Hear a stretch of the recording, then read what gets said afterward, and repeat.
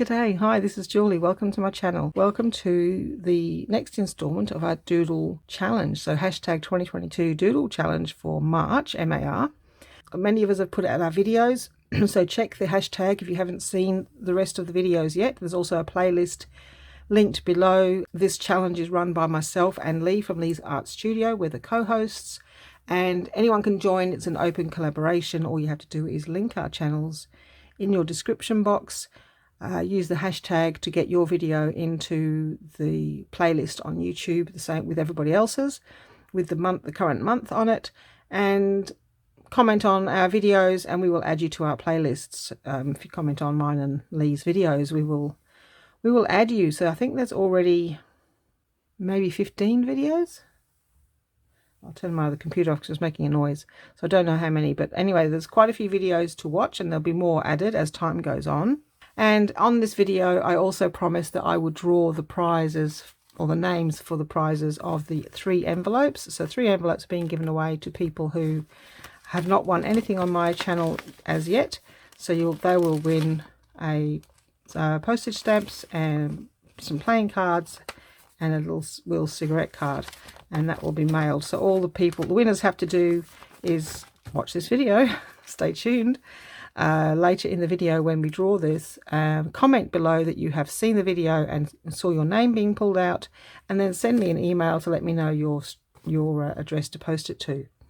And yes, thank you very much everyone for entering. And so what I've been doing is, to be honest, this whole doodle thing, I'm loving it. I could just do that all the day, just watch different videos, try different things, have a play, dig out all my paints and different things that I've got. Honestly, I could just spend my life doing that. I mean, I just loved it. So these are some of the ones I've been playing with. So these circles I did with the greens that I had on my palette the other day. I just did the Naples yellow and the greens, and I didn't get time to do these as doodles on the last video. But this one I was just trying things out. Like, it doesn't matter, just do some things, and then what I can do then is if I like some of them, I can use them again, or I can say, well, okay, I don't really want the face. The face didn't work out, so I might think, well, okay, and I don't like that one, it looks like an eyeball. So but I might think I like that one, and I like that one, I like the rose one, I like that crosshatch one, it's something different. I like this one. You know what I mean? So I can use it. You can just create loads of doodles and then use them as your templates, your ideas. And so if you come up with an idea, then you've got one to look back on. So I might make a little booklet to hold all my little doodles. Then I can just flip through the booklet to find ones that I like and I want to use. So this one, again, I had swatched this out with the Naples yellow and the greens that we created on the previous video. I don't know, I see birthday cakes everywhere in here. I did a little scene there. I just thought, well, I'll just do these trees, see what happens. I didn't like the middle of that, so I just added a little bit of gold, not too much gold on this one. I didn't want to overpower it with gold. I was testing out the white marker. This one, I didn't use gold or white. This was the circles we did when I was making the swatches. I didn't show you much of it, but basically I just swatched circles with the paint that I had left over. And actually the painting of these circles turned out really well. And then I've just done these flowers, and I just wanted to do a different flower on every circle, and I really like those. I mean, that one could be centralized more, but other than that, yeah, I thought they turned out okay. So that's what I was playing with. That's the green background ones that we did, with the green paint that we did the other day. And then I just thought, okay, let's play around with this paint set and see if I can do something different. So it's, well, not different, but you know how sometimes watercolor's heavy. I tend to put too much paint in my watercolors. I don't know, I just make them too thick, and then when I use the paint, it's not very translucent, it's very thick. And that's where I struggle with watercolor, is to keep it light and translucent. And so I got these, and I thought, well, this would encourage me to keep all the colors light. This one shimmers, and it's almost impossible to make mud, and it's almost impossible to make it dark. So it's quite good for someone who's a little bit heavy-handed with the color and wants to just splosh paint around. So that's what I did with this one. or these two. I just splashed green and blue on it. Apparently I put a dab of yellow there, and then I just put some red on there, or it was actually pink, but it's come out looking like a pale red actually. And then doodled around, dried it and doodled around it. And it was just a bit of fun. And honestly, this was 5 minutes. And then I didn't like the blacks in the center. I did too much scribbling and I didn't like it, so I just added gold. My gold covers it up, so yay. And then this one was the same. This one's got a couple of extra colors in it, and the flowers are a bit bigger. But you know, they're just fun, and they're just not meant to be, you know, works of art. Then I was watching YouTube and I came across this thing called Neurographic Art. And the video I first saw was Karen Tamia. And so I watched Karen. I thought, oh, I've got to have a go. That looks like fun. So this is similar to what Karen did, where she gets her black pen and she just swirls around, and then creates all these intersections. You make the pen go off the page, and then where the intersections are, you round the corners, you round the edges, and colour it in. It's a really fun and simple technique. Now this one that I did is pretty much a doodley version inspired by neurographic art. Neurographic art, I mean, I'm not going to give you a tutorial because I've saw it yesterday. That's how long I've known about it, and I don't know much about it. Not very good at explaining it. If you want to know more about it, look up Neurogenic Art. There's loads of videos apparently, which I'd never seen before. But it basically what it does is try to connect your mind and your brain and your art, so that, you know, you can achieve relaxation, meditation, you can problem solve, you can, I don't really know, whatever you achieve from meditation, you can also achieve from this neurographic art style, apparently. So I can't say that it does or it doesn't, and you just have to try it for yourself. I just found it relaxing, interesting. I'm not going to get into the psychotherapy side of it. Please look it up on Google if you're interested in finding out more about what's it called? Neurogenic art for art therapy. I would basically be doing it for relaxation and just being meditative. What they do is, that's different to this one is start at an edge and swirl around, and just keep, and then start another edge and swirl around, and do that a number of times. You end up with all these intersections, and then you round the corners and you color it in.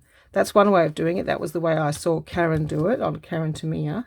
But the other way, which is what they call pure neurogenics, is you don't control your pen. You don't have smooth lines. You have wiggly lines. So what they do is they get a coin, and you take the lid off, obviously, and you draw, and you push the pen around. You push the coin around, and it creates wiggles on the page, and you go off from one side to the other, and you just let the pen go wherever. You end up with all these squiggles on the page, and then you do the same thing. You round the corners and color it in. Of course, you can use any kind of coloring medium, so colored pencils. You could use paints if you use waterproof black pen. I haven't used paints myself. I've used markers, and I've used watercolor pencils, or, you know, as if they were colored pencils. I didn't add water. So that's what we're going to do today. We're going to have a play with neurogenic art, pushing a coin around to make our pattern. All right, back in a moment. So we're going to start here. I'm going to just wiggle, and of course, if anyone wants to join, there's my Facebook group and Leigh's Friends of the Doodle Challenge. So Leigh's opened up a group on Facebook as well, Friends of the Doodle Challenge, and I actually posted a little video as a test. It was testing out posting to YouTube because I hadn't done it before. The funny thing was I didn't really know how to do it, so I pressed on this thing that said looked like videos, and it said, do you want to go live? No.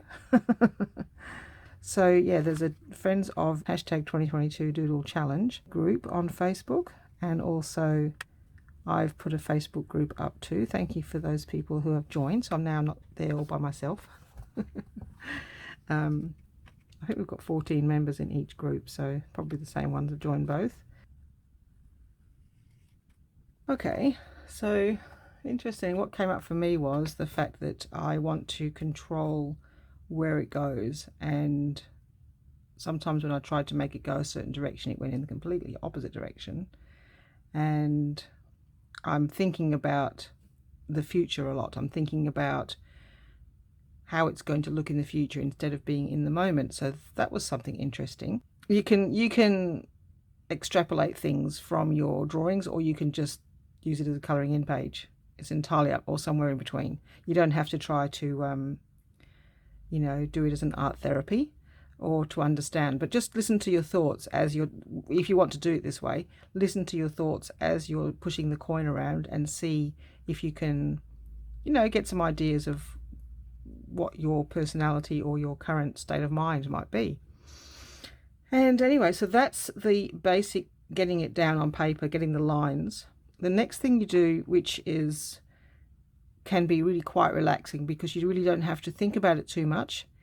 All you do is you curve the lines. So every intersection needs to be curved.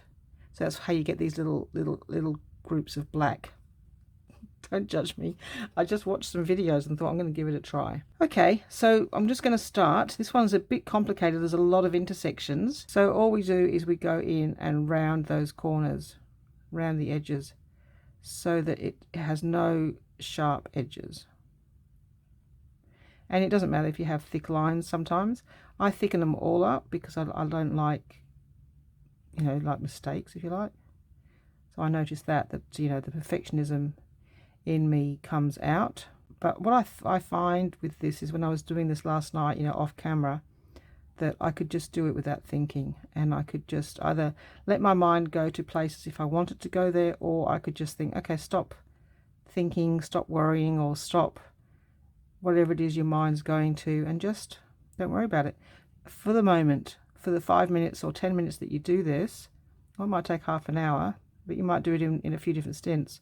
Allow your mind to just focus on the actual project in front, and don't worry about what people think. So I'm pretending, I mean, you guys aren't here right now, so I can just pretend you're not here. And if I don't like the outcome, I don't have to show you. So that's how I sort of, you know, get rid of the worry about someone seeing my work, if you like. Now, the actual neurographics ones that I've seen, they make the shapes into kind of a globe. So they shade them so that they're dark around the edge, and they get progressively lighter, and then they're light in the middle, and that gives a three-dimensional glowing kind of look to it. If I'm going to do this, so then you get these little intersections here, and it's possible by the time I've finished all of the rounding of the corners that it, you know, it's almost all filled in. We'll see. Well, it looks like I'm going to get a little circle out of it. You just want to try and get it rounded, that's all, and then round the others as well. So yeah, that's all it is. Should we put some music on? I haven't got any music here for me to play to me, but I'll put some music on for you guys. Try and find something calm and relaxing. And then when we finished, sorry, in a second, when we finish this marking side of it, we'll colour it in. It may take me a little while to do it, and then after that we will draw the envelopes. Okay.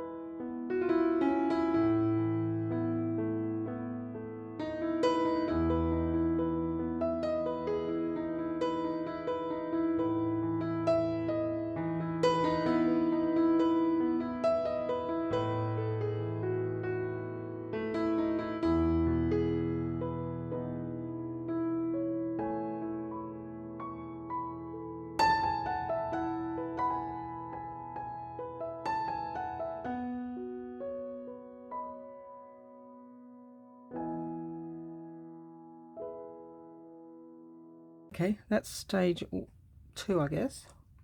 Stage 1 is draw your lines. Stage 2 is colour in all the joins, intersections, and around the corners so there's no sharp edges. I did struggle with some of these, which I didn't have on my other one because I had straight lines, curvy lines. So it's the two different styles are quite different, and have a different sort of look. This is definitely more organic, and this one is definitely more patterned. Whichever one's right or wrong, I have no idea, but that's I'm trying both ways at the moment to see if it makes a difference. The idea is that with this you end up getting into a bit of a meditative state. I don't know whether I'd call it meditative, but certainly I found it absorbing. Okay, so once you've done those two parts, I use these for the Tombow markers for the other one, but I don't think the Tombow marker is going to work on this because there's a lot of small ones. So I'm going to use my watercolor pencils. Okay, so I've picked out some greens, so dark to light, and some teals, which I've really only got 2 teals. I'm going to use that light blue to try to do the light shade. So all we do now is we try to have it dark, close to the black lines, and light, progressively lighter in the center. So I'm thinking I might start, the bigger areas are going to be green because it's meant to be green, predominantly green. So I'm thinking this band through here I might do teal. I think that might look quite nice as a bit of a break from the greens. So I'm assuming the ones I see, they start with the dark. I would kind of color it all in light and then add the dark to it, but we're only doing it small, so it shouldn't matter too much. So we're going to go around the edges with the darker pencil, again just keeping it circular, and then we're going to go add in the lighter. As I say, it'll be less noticeable on these smaller ones anyway, and so that's all you do. We've got dark to light already, so we're just going to keep doing that for now.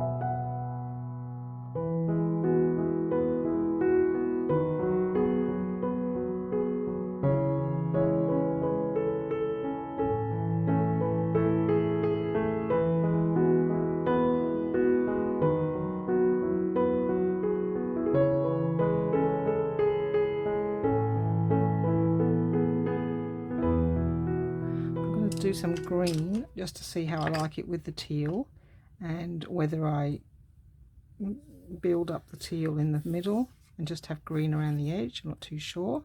So I'm going to start with these big sections which I wouldn't do teal. So let's try this dark green. Good thing about this is that you've got quite thick lines but plenty of space to colour in. You know how you get colouring in books, but there's not much space to colour in, and they're very small.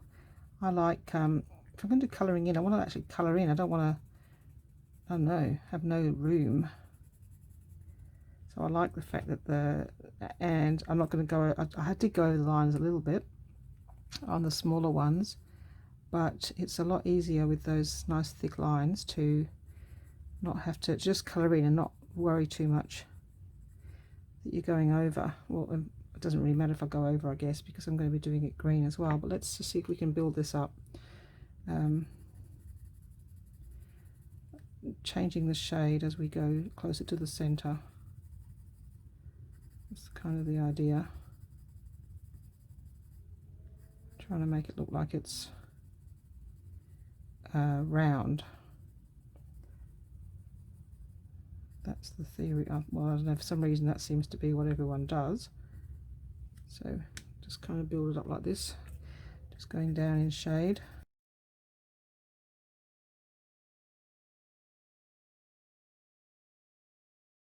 I mean, with watercolor pencils, I always want to activate them, so it's going to be very hard for me not to, but I think it'll just completely change what this looks like if I activate this. So I'm not sure that activating is going to be a good idea. Okay, don't kind of like that area there much.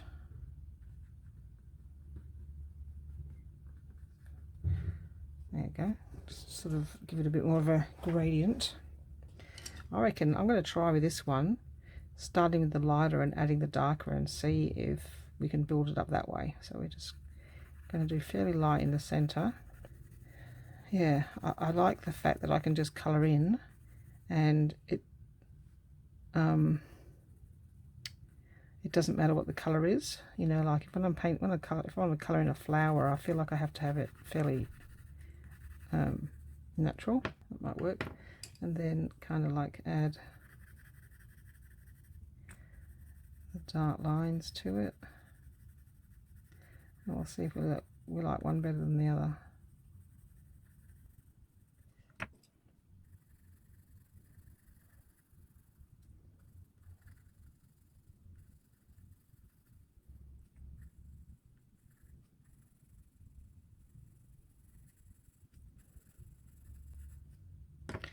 And the really dark one on the edges. I'm not sure that this dark one goes with it all that well. I'll have to look at my other dark greens and see if there's a better one.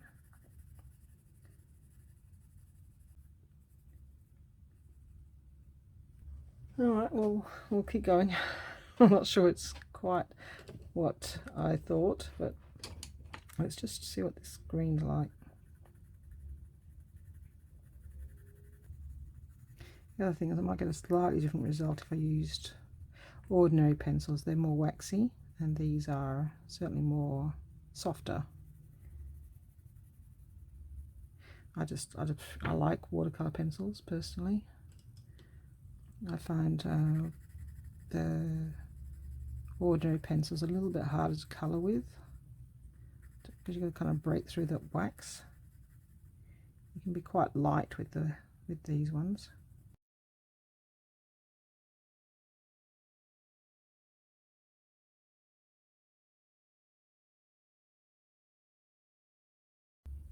Okay, I don't mind that. I think that's quite interesting, the colour it's getting.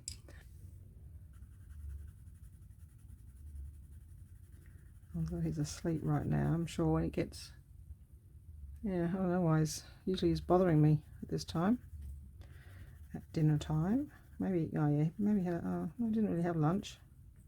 Sometimes he has lunch with me, but sometimes he just gets a little corner of my sandwich. Doesn't get much.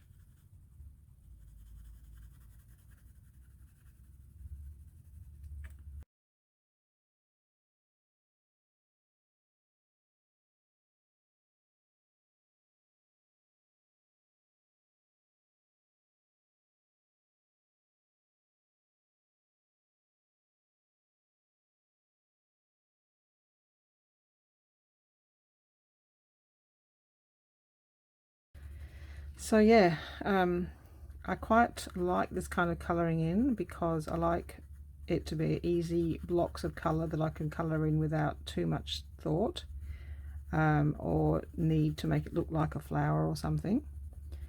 And I can see that I might quite like the end result, so it gives me enthusiasm to carry on. I get bored if I don't like the way it's going, and so I'll have quite a few unfinished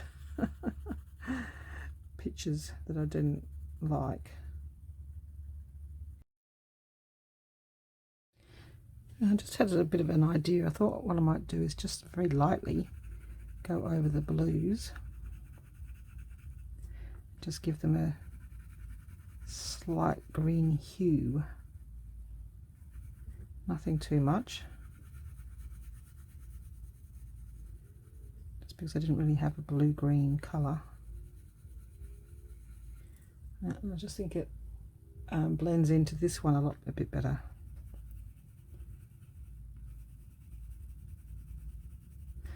As if they're in a different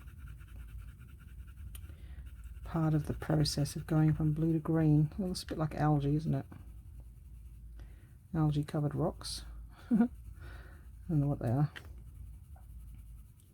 Hopefully it's not my brain turning to mush. But yeah, I think this just gives it a different element to have that different colour. And maybe we could go through, oh yeah, I like that. I don't know what it looks like on the camera, but I like the toning in effect of having the green overlaid the blue. I mean, I like the blue as a colour, but just to go with this green, I think it needs to have a very light coating. Okay, so that's adding in that blue, and I like that green sort of centre. Wondering if this blue very lightly over this green, just to sort of tone down that lime green look to it. I quite like that. Alright, so that's where we're at the moment. Yes. Wow. I like it. I like it a lot. Alright, I'm going to go have some dinner and feed the dog, and I'll be back. Okay, I'm back. So I just watched another neurographic video. It seems that there's as many different explanations about this as there are squiggly lines that you could draw. This girl, she says that you start with, you know, shapes and circles on your page. Well, I don't know, that's total opposite of what I was told somewhere else. It doesn't matter, we're just doing we're just going to do what continue with what we're doing. So, you know, this is, check your own videos out, see what gels with you, try different things. I thought the point of it was to take your mind off your problems and not, you know, and to relax. But this video says the idea you actually focus, you choose a problem, and then you focus on that problem, and then you start, you know, the neurographic drawing process, whichever process it is that you're, you know, is right for you. And once you've done that process, you know, while you're doing this process and you're focusing on a problem, apparently you're connecting neurons and causing them to fire up, and solutions might occur to you, or you might feel differently about it, or things might change. That was the total opposite. But she did also say that you can use it to just relax and you know, take your mind off things. So anyway, I'm not too sure what see, this one's just greens and that one's got the blues in it. I do like it with the blues in, so we might just add the blue as we go. This other lady that I watched also said when you've got big areas that you haven't got lines in, you can add lines to them. In this case I don't mind, it's kind of going all the way around the outside edge. So, you know, if you end up with a big section all in one corner and a big section over here, you can apparently add other lines to it. But as I say, it seems there's as many rules and explanations as there are colored pencils and mediums to choose from. So yeah, I guess just pick whatever suits you, or watch a few videos and see what you like. I suggest testing out the basic simple drawing thing, and then if you want to take it to a meditative level or a other kind of deeper level, then do some studies and work out, or try the different techniques and see which one works, focusing on the problem, not focusing on the problem.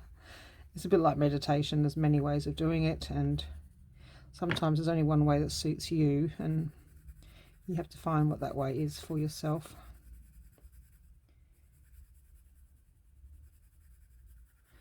But I just like the simplicity of being able to produce a, you know, not bad looking piece of art without too much, you know, kind of like getting it wrong. Or so for me it's freeing in the sense that I can create a pretty image, and it's very, very easy. I think I'm just going to do the extreme outside ones in the green, and all those other ones inside will be blue. So I don't know whether you want to see all of this. I'll probably, maybe, what will I do? I think it's going to be too much video. It's taking too long. It's not a 5-minute project. You could spend 5 minutes at a time at this and then, you know, put it down or go do something else. So you could take a week to make this, you know, and you don't have to do it all in one sitting. But for the video, I might have to skip bits, I think.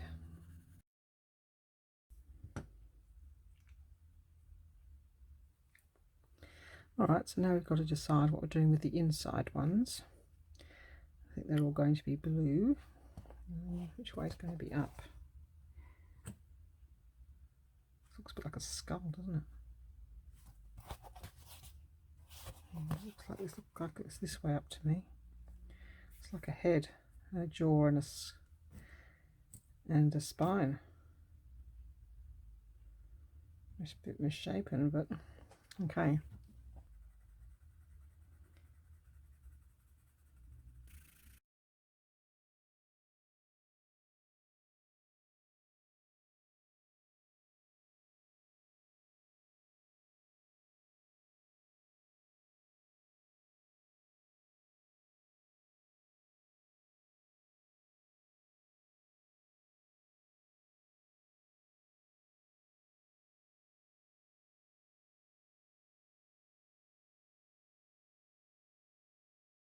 So that's that one finished. I just see a skeleton. I just see bones. And this whole heap of stuff encroaching on it. I don't know. I think that piece could have been a part of the skeleton, but I decided to do it as the greenery. But anyway, that's a form of neurogenic art with the 5-cent piece. And this was the first one I did, which is the doodle version of neurogenic art. It's not exactly neurogenic completely because anyway, it's a bit more what they call popular neurogenics, but it doesn't normally have the dots and dashes on it, but I just wanted to look pretty. I like both. They were both very enjoyable to do, very relaxing. Can't say that I got anything in particular from this, although it's possible that I wasn't doing it right. I wasn't focusing on a problem. Okay, I think that's it for me for this particular video. Oh, no. I've got to do the draw. Okay, let me clear a space and I'll be back with the envelopes.